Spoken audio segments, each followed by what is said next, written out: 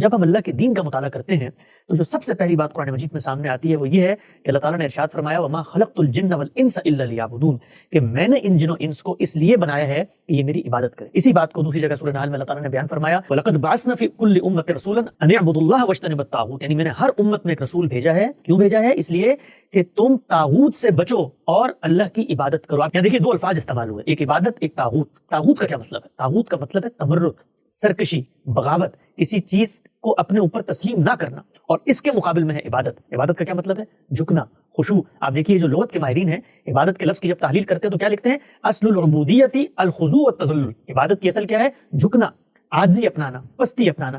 یہی وہ تصور ہے کہ جس کو پھر قرآن مجید مختلف مقامات پر بیان کرتا ہے، خشوع، خضوع، اخبات، انابت، قنوت اور تضرع کے الفاظ میں۔ تو گویا یہ ایک داخلی کیفیت ہے جو دین چاہتا ہے آپ کے اندر پیدا ہو۔ جب یہ داخلی کیفیت پیدا ہوتی ہے تو اس کے نتیجے میں شکر، تقوی، تفویض، رضا، تسلیم، یہ جذبات ہیں جو قرآن مجید کہتا ہے آپ کے اندر پیدا ہونے چاہیے۔